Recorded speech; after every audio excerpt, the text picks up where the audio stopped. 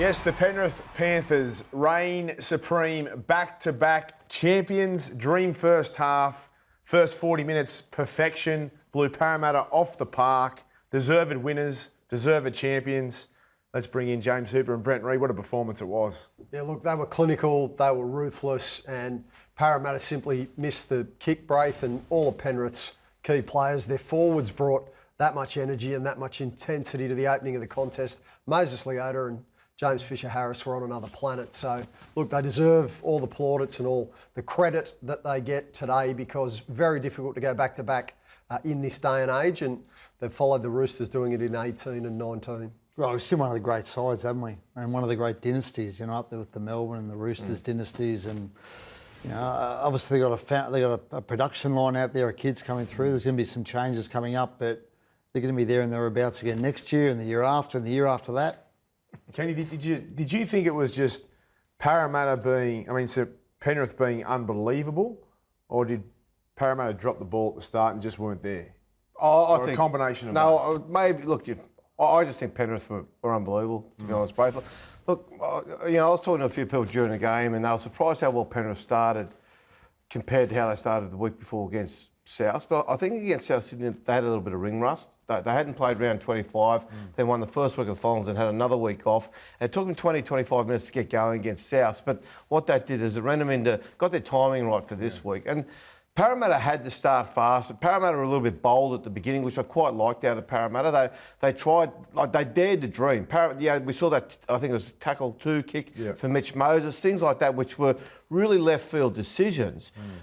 But that's what Parramatta had to do. Parramatta were not going to grind it out against Penrith and win the game that way, because Penrith are quite comfortable just sitting in the grind. They'll stay there all game, and that's what they did against South. And South finally got rattled, and then they came unstuck. So Parramatta tried something. I think that's what's so great about this team, though, is that they can do it anyway. Yeah. But they can get in the trenches, they can come out and just absolutely steamroll teams and bash the you-know-what out of them, or they can just be patient, play with finesse, play with patience and maturity beyond Nathan Cleary's years. Yeah. But they just own that game, didn't they, Reid? I was going to say, when you've got a halfback like Nathan Cleary, he can change the tempo of a game, can't he? And he can get his forwards. You know, you mentioned Moses Leota. I mean, his opening 10 or 15 minutes was ridiculous. He was That's as good as you'll see from a front rower in a grand final. He just grabbed hold of the contest. Crazy. There'd been a lot said during the week about the fact that Regan Campbell-Gillard, ex-Panther, Junior Borlow's been one of the best props in the competition for many years, but those couple of Penrith front rowers, they just wanted to run harder, tackle harder. They made it personal. And the Eels, it felt like they couldn't get out of their own half break for virtually the entire opening 40 minutes. Kenty brought that little trick shot kick that they came up with early in the tackle count.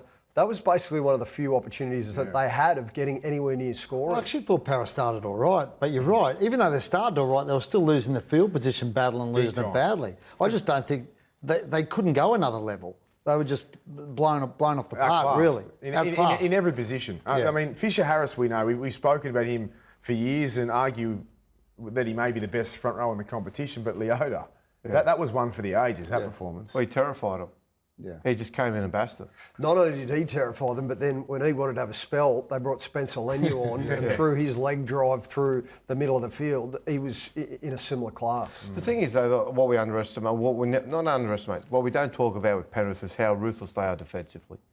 Like, their defence is just on song. They defend obviously differently in different parts of the field according to the situation. But you talk about Nathan Cleary, the great halfbacks, the last skill that probably comes to them is that understanding momentum and that being able to quicken the game or slow the game according to what you need. But Penrith can do that defensively as well. They can attack you defensively and just strangle the life out of you, or they can get aggressive with you when they need to start changing things around a little bit. They were just magnificent, and how they just controlled Parramatta from the outset was what stunned most people. Well, to that point, Kenty, their line speed, it was frenetic. They might have been jumping the line a little bit. It reminded me of that Roosters side from 2002 when Ricky Stewart was the coach. They won the premiership that year, and they changed the way that the game was played with just being so super fit and so physical and fast off the line. And last night, look, they may have been getting a little bit of rub of the green in terms of being marginally in front, but gee, they were quick. Well, they were dominating Parramatta, getting Parramatta on their backs, while on the other side, they couldn't get Penrith on their backs at all. It was quick play, the balls rolling through the side like they weren't even there. Penrith, an interesting stat. A lot of teams these days look at post-contact meters, and that's a sign of how well you're going. Penrith actually got least in the game of the 16 teams because they don't value it. They value a quicker play of the ball ahead of trying to wrestle for the last 2 or 3 metres that you might be able to get to, but ultimately which allows the defence to get back as well. So I think that's a sort of an indicator of where the game is going. Now, Dylan Edwards, Clive Churchill medalist. A lot of people predicted that he would win it. The form that he's been in has been incredible, and we saw it again. 2 try assists, 227 metres, and of course that tackle on Simonson. It was a stellar performance. Do we believe that he deserved to be the Clive Churchill winner? I think so. I mean, I would have thought maybe Brian Toto and, spoke about Moses Leota, probably for that opening stint he had, but, how can you go past him given what he produced last night? He was ridiculous. He's been ridiculous all year, Dylan Edwards.